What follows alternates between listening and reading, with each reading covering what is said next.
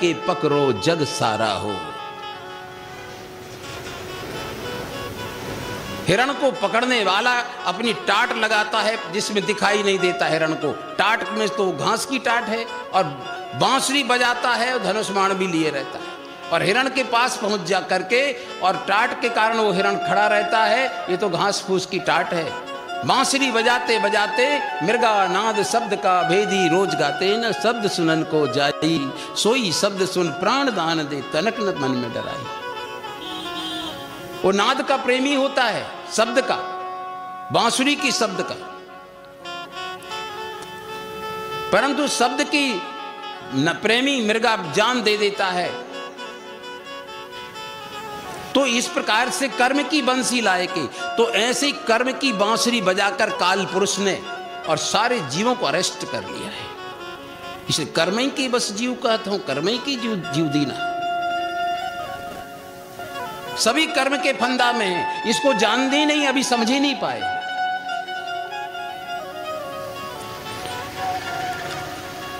अच्छा करोगे तो अच्छा में पाओगे, परंतु बुरा करोगे तो अच्छा करोगे तो अच्छा भोगने के लिए भी आपको जन्म लेना पड़ेगा।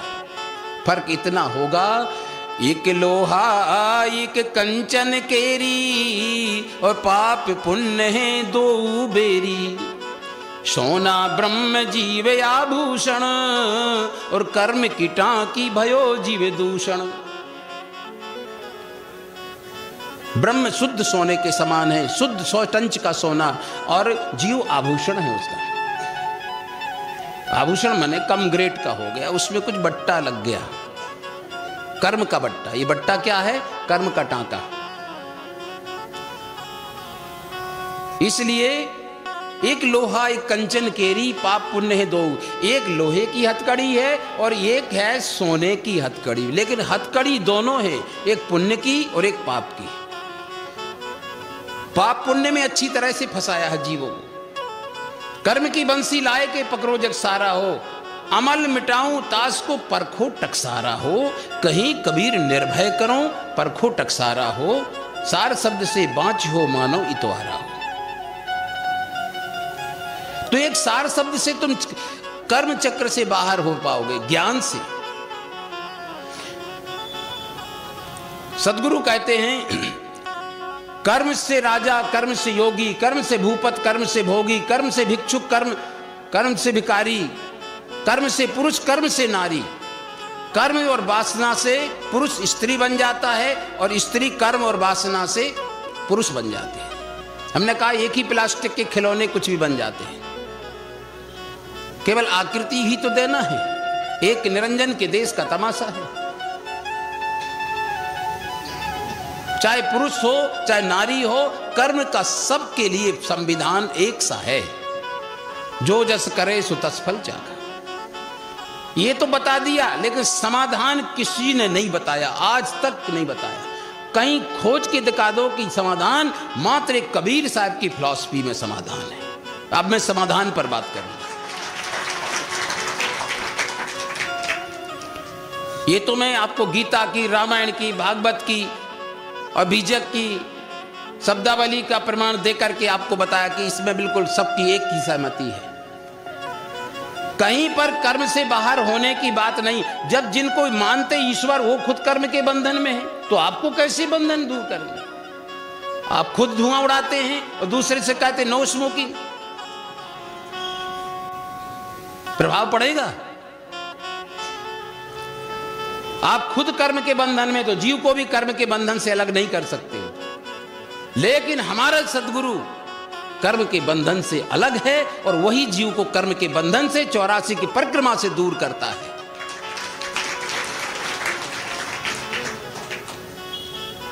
ज्ञान कर ज्ञान की गेंद कर खेल चौगान माही। ज्ञान कर ज्ञान की गेंद कर खेल चौगान माही। खलक का भरमना छोड़ दे बाल का, आए जो भेष भगवंत माही।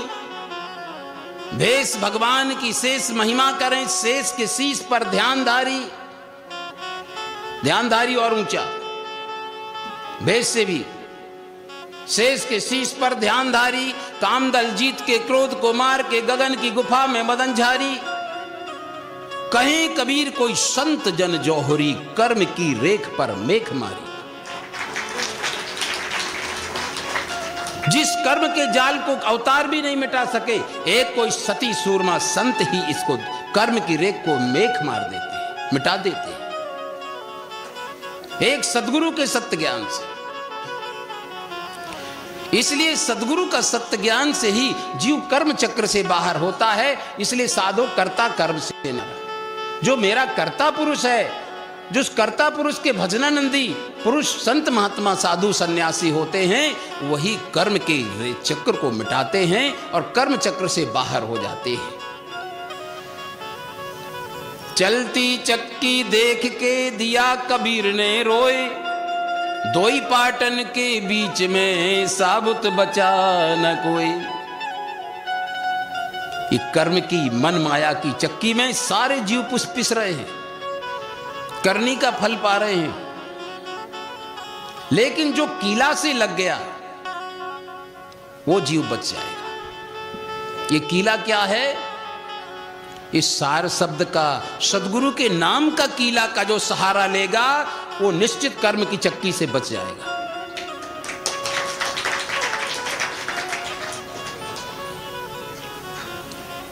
पहले चक्कियां घर घर थी, आप भी जानते होंगे, मैं भी जानता हूं।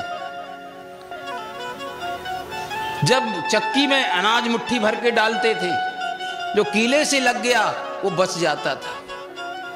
कुछ दाने तो ऐसे होते थे कि डालते ही साथ चक्की से बाहर उचट जाते थे, तो चक्की में जाना भी नहीं पसंद करते, तो निश्चित ही चक्की से बाहर हो जाते थे। तो जो सदगुरु का सच्चा हंस होगा वह कर्म की रेख पर मेख मार करके 84 के चक्र से कर चक्रव्यूह से अलग हो जाता है।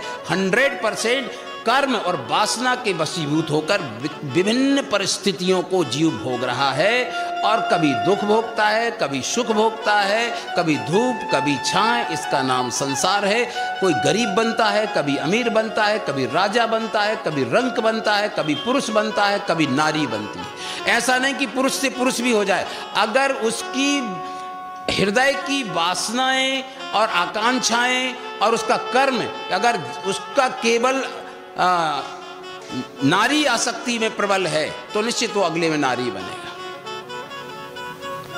अगर नारी की आसक्ति प्रबल सबसे ज्यादा केंद्रीय विचारों में अगर पुरुष के प्रति है तो पुरुष बन जाएगी। ये मॉडल तैयार बदलते रहेंगे, मॉडल बदलते रहेंगे, लेकिन कंपनी और कारखाना वो एक ही रहेगा।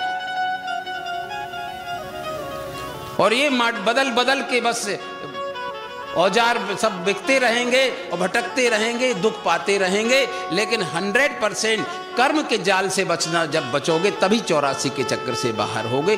कर्म और पुनर्जन्म का ये समवाय संबंध अभिन्न है, ये अलग नहीं होता। इसलिए इससे पार होना है तो सदगुरु का ज्ञान, सार शब्द का ज्ञान, आत्म तत्व का ज्ञान जब तक प्रकट नहीं होगा तब तक इस निरंजन के कैद खाने से, इस कारखाने से, इस संतो निरंजन जाल पसारा कर्म की